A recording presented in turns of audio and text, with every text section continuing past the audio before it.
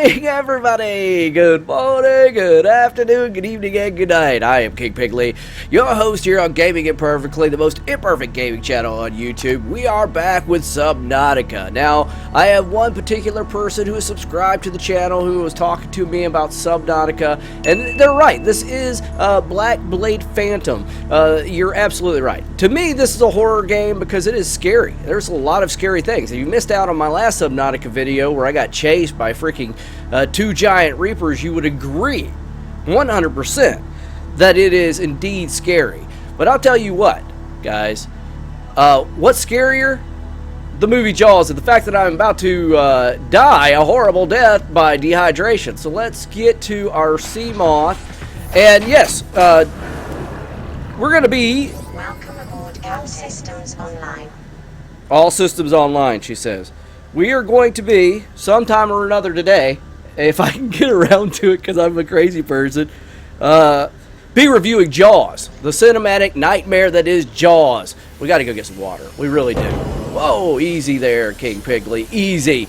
I hope you enjoy this, guys. We're back with 31 Days of Horror, and what better than to do a sea-themed thing, but with Jaws, you know? Terrifying nightmare that it was. What? What's that sound? Oh. I don't like that. What? Where's it coming from?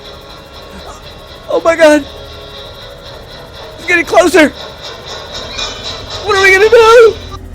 Oh, I'm sure we'll be fine. Jaws, as I was saying, guys, we're trying to get to a place that has... I need to get to a place that has delicious, delicious food. We need to turn the lights on. Don't we have lights in our pimp ride here? There, lights, camera. Okay, so let's get into it, guys, with our 21 Days of Horror. If you're new to the channel, welcome. Guys, stick around to the end of the video where I'll be reading comments from all you wonderful people. So what is there to say about Jaws? Let's go ahead and just jump into this, guys. Before I do, I am going to search. If I don't find water soon, I am so hosed. I'm looking for fish.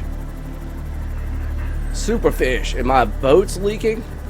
And there's a big crappy manatee that's willing to poop all over me at any given chance. Alright, we gotta find... There they are. Look, there's a whole gaggle of them right here. Jaws came out in 1975, guys, and it is Steven Spielberg at his best, if you ask me. I mean, the man's done a lot of great, great cinematic movies. E.T., Indiana Jones. I mean, the list goes on and on. I mean, there's no doubt about that. We have certainly got a drink. It's like we are dying. A horrible death. I am hurrying. This will help me. I am going to die. I don't want to die.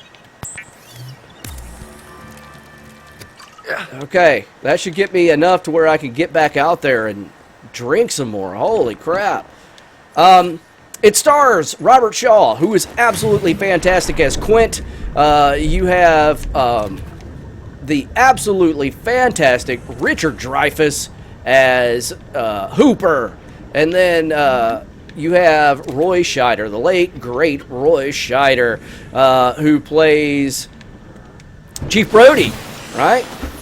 So the way it goes is that it starts out swimmingly enough with a girl swimming on a beach in the middle of the night at some sort of beach party. You know, as most horror stories do, horror movies start with some teens partying it up. You know, and so she decides to go swimming, and the guy says, you know, Dale, my name's David. And you're like, what's your name? She's like, Chrissy. And you're like, where are we going? Swimming is actually the very first lines of Jaws. And swimming they go. But he passes out drunk on the beach, and guess what? She doesn't. She goes swimming, and then one of the most horrific openings, and if you ask me, in cinematic history, is this poor girl being consumed by Jaws. Now, here's the thing that is so terrifying about the movie Jaws. And a lot of you guys might be like, it's not scary, it's not scary. Look, in 1975, you just shit yourself if you'd have seen it.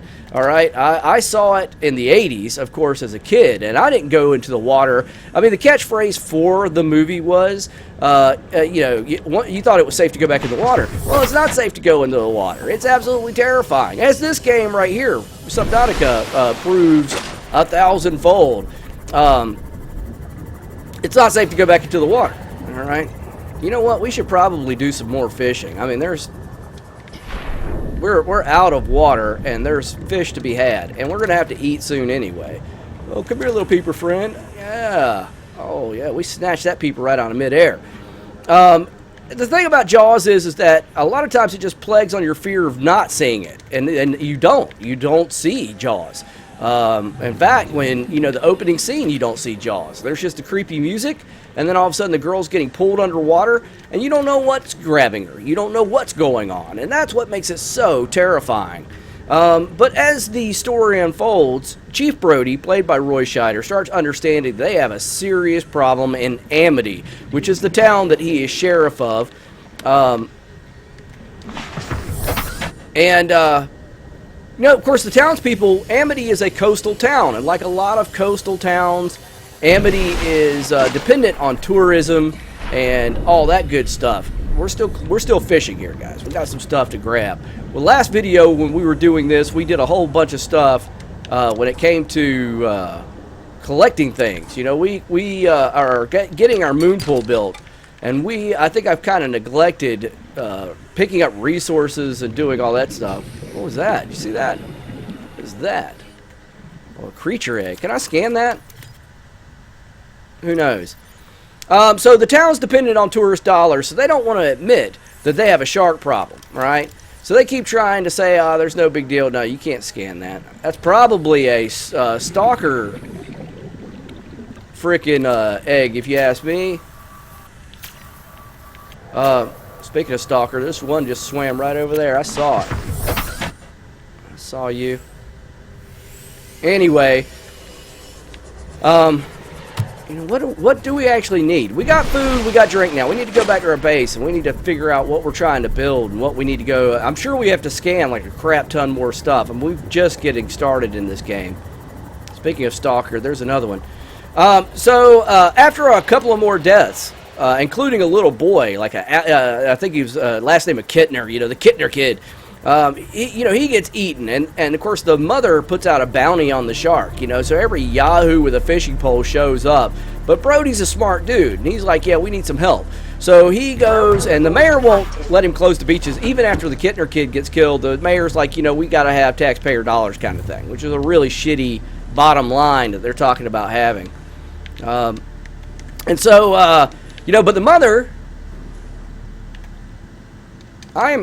what is wrong with my controller? Oh my god, sorry guys. Nothing's wrong with my controller. It says, oh, it's unpowered. I see, I don't have enough juice. Well, that's not going to float. Can we build more, now I understand. I was like, man, why the hell is nothing working? I thought my controller was all jacked up. Solar panels. We know how to make solar panels, correct? Solar panels? Yeah, right there. We need quartz. Oh, hey! There's quartz usually right down here in this area. So the mother puts a bounty out, and then that's when you really meet Quint for the first time, who is played by Robert Shaw, who is absolutely amazing. I mean, amazing. When he comes in, he's basically an old, haggard, sea fisherman kind of guy. He's just salty as hell. Like, he's the kind of guy that if who just been nothing but the ocean his entire life. If you cut the guy, salt would pour out. I mean, he's that type of dude. He just feels like that type of guy. On character, he really sells it. And so Quint says he'll go catch the giant shark for money. Of course, he's going to go do it for a fee. And then they think they catch the shark. Somebody goes out and a bunch of yahoos show up. Everybody with a fishing pole shows up to try to catch Jaws. None of them are successful, although they catch a big tiger shark. And they think that's it. But Brody and Hooper don't necessarily buy it. And they go and they perform an autopsy on this tiger shark, right? And it turns out there's nothing inside of it, like fish and a tin can and stuff like that. What are we going to do? Quartz. We have quartz now. We can build, let's put it on top of our stuff here, though. Can we put it up here? We're going to find out. Solar panel. Can we put you right there? Oh, look at that. We can. Perfect. Maybe that'll help with the whole power situation. Holy smokes, man. We ran out of juice. That ain't cool. That's not okay with me. And I also don't like the fact that I only have one hatch to my base here. We're going to have to fix that as well. Easy. It glitched on me a little bit. So nonetheless, do we have power again? Yes, and we are charging everything up. We got the fabricator. We need to eat. Peeper time. We'll eat 2 peepers. I forgot we caught 2 peepers. So once they realize that they have not caught the giant shark, you know, Brody and Hooper go out and they like find a boat that's under the water and it's been attacked by Jaws, and you know, and there's a corpse in it, and they find a shark's tooth. It's a big shark's tooth, but Hooper gets scared and he drops it. It's one of the great jump scares of the movie. Nonetheless, finally, after they realize that Jaws is not going down, you know, they go to Quint and they're like, hey, you know, can you take us out, you know, to catch this shark kind of thing. And he was like, hey, you can come with me, but I'm captain of my boat, man. Don't try to tell me something about something, or I'm going to tell you something about something. And you don't want to be swimming home. You know, Quint's kind of guy that really kind of made you feel like, yeah, he would drown me if I did something he don't like. You know, he'd just throw me right over the damn, you know, throw me off the ship and I would die a horrible death. So they all go out on the Orca, which is, you know, Quint's ship, you know. And there's just some great moments. I mean, the characters are so fleshed out, you know. At one point in time, Quint refers to how soft Hooper's hands are as money counting hands. You know, that he's got money counting hands, been counting money his whole life, you know, banker's hands. And, you know, of course, Hooper's is wealthy. He does come from a very wealthy family. You know, they make that very clear in the movie. And, you know, but he doesn't, you know, as he says, I don't need your working class bullcrap, you know, and the chief's trying to do the right thing, but he doesn't necessarily even know what to do. And he has a fear of the ocean himself, the Chief Brody's character. So again, you know, they've really fleshed out these characters, and it's amazing. You know, wait a minute, we need to go back to base again. I forgot to break down, we got scrap metal in our inventory. If I don't break that down into titanium, I'm just gonna, I won't have enough space in my inventory to pick up anything else that we may find or need. You know, they all head out, and you know, as they go out, they see, you know, they're trying to catch the shark. They eventually see Jaws, you know, and there's the iconic line from Chief Brody that you're gonna need a bigger boat, talking to Quint. And, you know, they basically get involved into this chase scene, you know, and at first it's really lighthearted. There's like some really light music playing and this, that, and the other, and it almost feels fun that they're on a fishing trip kind of thing. And it quickly changes. You know, the barrels won't keep the shark up. The way the barrels are supposed to work is, you know, they're empty, they're filled with air, and that, you know, each barrel they shoot to the shark makes it harder for the shark to stay underwater. But this shark won't be denied. I mean, it's Jaws, for God's sakes. It's a huge shark, you know, it's like 25, 30 feet long. It goes down. They actually lose sight of it at one point in time. You know what? Do we have quartz? I don't think we have enough to make glass. Let's put up some of this titanium just in here to be safe, to give us some more room. And then we're going to go out again. And let's see. Let's check our batteries that are full here. We got one. I know there's one that's full. We need that. And we'll take that. It's close enough to full for my liking. And then we'll see what we have in each one of these, because we can... No, that's not what I wanted to do. Exchange power source. We'll give it 100%. And then we'll exchange the power source in this bad boy too. Give him the 94%.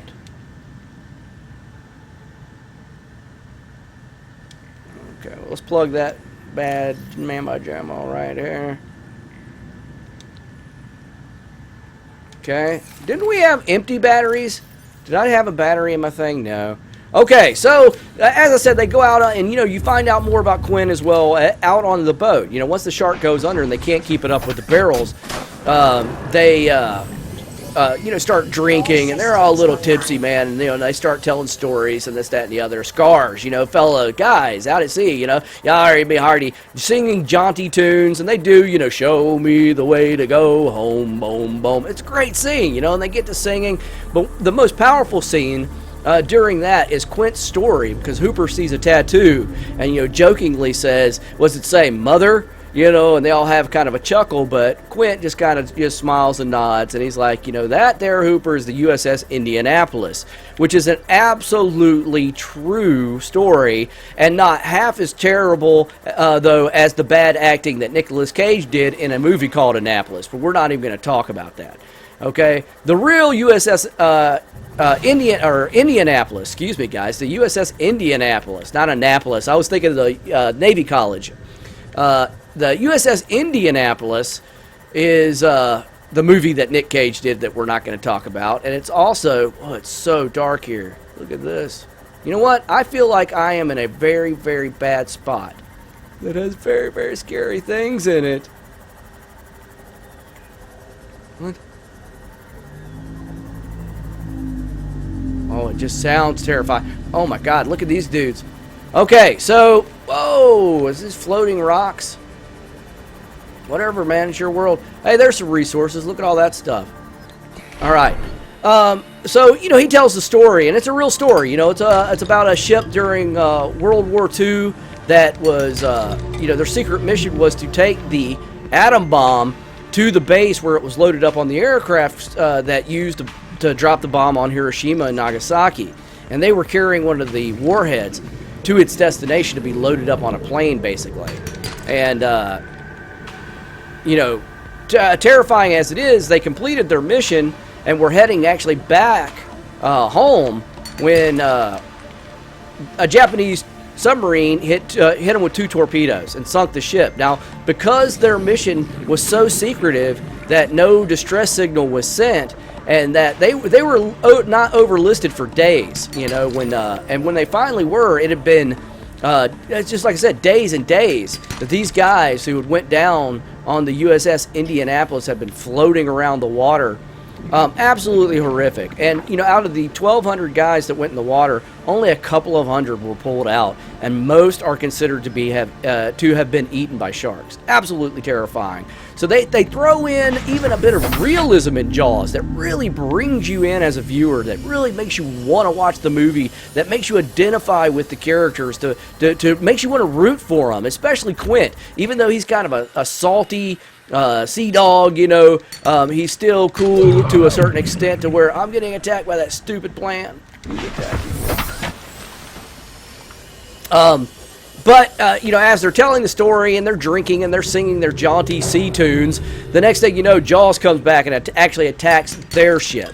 So they get out there, and then again, another battle ensues. And this time, Quint's shooting arrows in them, and, they aren't doing well. It looks like the ship is actually going to sink. They start taking on water. They try to outpull Jaws. They blow the engine.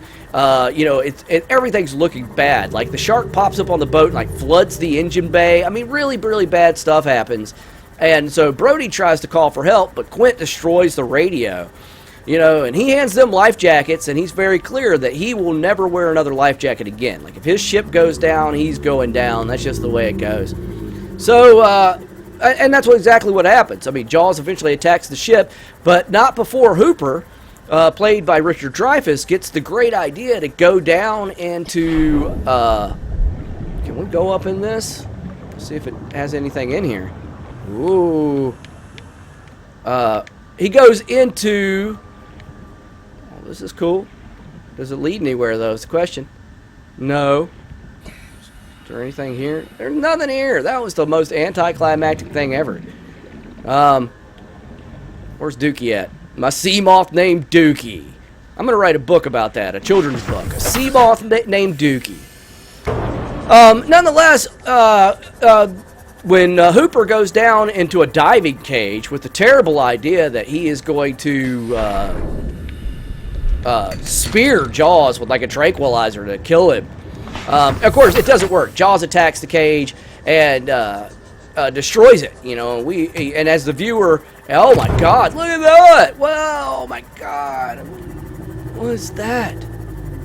I feel like I'm in a really, really, really bad place, and I shouldn't be here suddenly. And this green water is really, really messing with my head, you know? It feels like I'm being watched. I feel like I'm being watched. And we're 666 meters. Did you see that? From our base. Exactly. Oh my god. It's a terrible sign. Mark of the beast. Alright. Let's get back to collecting material. Let's leave the superstition nonsense. There's nothing out here that's going to eat me. Yeah, nonetheless, whatchamacallit? Hooper is in the cage, and it seemingly gets destroyed, you know. So what goes on after that is that Quint and Brody are left, and Jaws attacks the ship. And when he does, it goes to sink, you know, I mean, obviously, and Quint gets eaten by Jaws.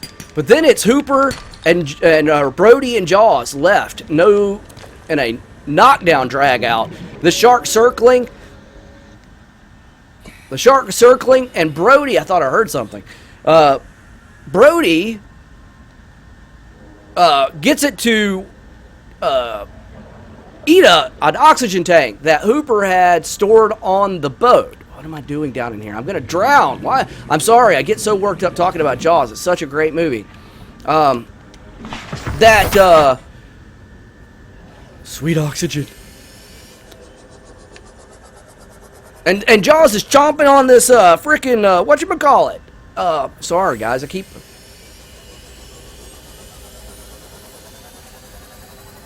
What is that? I swear I keep hearing something, and every time I think I hear it, it goes away. I don't know. Anyway, so Jaws is coming up on Brody fast. Like he's been, and Brody's got like a M1 Garand from World War II and a harpoon. Like he's harpooned Jaws several times at this point in time. And, you know, the massive shark just can't be stopped. I mean, just won't be stopped. It's like the music. I mean, John Williams is the guy that wrote the music for Jaws. And like the music for Jaws, Jaws is unrelenting. I mean, it's a driving force. The music, dun dun dun dun dun dun dun dun. He can't be stopped. You know, it's a force of nature. And, you know, that's really what it is. And John Williams, by the way, is a freaking genius. I mean, any music you could possibly think of that you can identify in movies generally comes from John Williams. You know, Harry Potter, Superman, you name it, Indiana Jones, all the themes that you know and love, John Williams. But Jaws is certainly one of his greats. But as this unrelenting shark is charging after Chief Brody, and he's just dun dun dun dun dun, and it's just getting scarier and worse, and the shark's up out of the water, and the ship sunk, and Brody's attached to the freaking mast, which is under the water, you know. I mean, he's just sitting there, and he's got his N1, and he's shooting at the shark, and finally, he says, "Smile, you son of a bitch," and he, boom, and he hits that oxygen tank with that Jaws had in his mouth still, and that was the end of Jaws. He blew up into tiny little smithereens, and Chief Brody wins the day. And our hero lives to fight another day. And then just, you know, he's got all the wreckage, and he's sitting there, and you're thinking, oh man, it's over, and all of a sudden bubbles start coming up. You're thinking, what is this, a Terminator of sharks? Let's not get carried away, Steven Spielberg. But alas, it's just Hooper. Hooper comes up out of the water. He had been hiding on the bottom of the sea the whole time, and he was perfectly safe, you know. And meanwhile, Brody was up there struggling for his life, which kind of lead me to go, Hooper, why didn't fucking help out, man? Where were you at? But nonetheless, that's it, guys. And you know what? Let's read some comments. Let's stop it right here. Let's go ahead and pause this. But that's it for Jaws, too. If you haven't seen Jaws, it's a classic, you know. And yeah, I know I spoiled the shit out of it, guys, but it was made in 1975. If you haven't seen it, I apologize that I didn't put a notification. In fact, I will during editing. I'll put a spoiler notification at the beginning of this, and also in the title. That way you know there's spoilers ahead. But yeah, go see it. Regardless, it should be in your collection. If you're a movie buff, a horror buff, go see it. I mean, it's great. And yeah, it's cheesy. The shark looks fake, guys. It's I grew up in a day where there were practical effects in movies, okay? There was very little CGI and a very heavy practical effects. And to me, there's still something to be said about the idea of having practical effects because you don't overuse them. I mean, the shark can't stay on screen all the time because it won't hold up under scrutiny, obviously. It's a big fake shark. But the music, the atmosphere, the unseen element of the shark, and then it occasionally popping up. And when it pops up out of the water at Roy Scheider, and he walks back in with this look on his face and looks at Quint and says, you're going to need a bigger boat. It's powerful. You know, and it does a lot better than any other shark film that I've ever seen. I mean, there's tons of shark films that have been spurned from Jaws, but none of them have been as good. But anyway, let's read some comments from you guys, because that's what I like to do. You've stuck around this long. All right, first comment comes from Selena Mania. Selena Mania says, love the intro, and horror movie review during gameplay is super unique. Well, thank you, and thank you for your subscribing, for your subscription. I really appreciate that, Selena. Man, that really means a lot to me. And I appreciate you taking the time to comment, and I'm glad you're enjoying the videos. The next comment comes from Raw Toast. Raw Toast says, this game is so rough. Resident Evil 7, yes it is, man. It is brutal, absolutely brutal. But you know what? Not rough. This comment and you taking the time to write it. In fact, that's awesome. Not the opposite of rough. Thank you so much, Raw Toast. I really appreciate that. Guys, that's it for Cake Bigley. If you haven't done it yet, go ahead and smash in that like button. Let's get this video up to 12 likes. We can do it. 12 likes seems reasonable. And if you haven't yet, go ahead and click that bell. You get these notifications, guys. Click ding, do it. Because if you don't do it, you won't get the notifications. And then you'll be like, why didn't I do that? These videos are so great, and I keep missing them. You don't want to be that person. Trust me, click the bell, guys. And that's it for Cake Bigley. Don't forget to leave a comment in the comment section. If you have a movie you'd like for me to review over the course of Halloween that's horror-ish, let me know and I'll try to fit it in. We're going to be doing It. I know I've done It Chapter 2, a review on that, but we are going to do the whole series. Like kind of like a It Now versus an It mini-series thing coming up soon. But anyway, guys, leave a comment in the comment section. I love hearing from you. But that's it for Cake Bigley. I'm out of here, and I will see you guys in the next video. Two.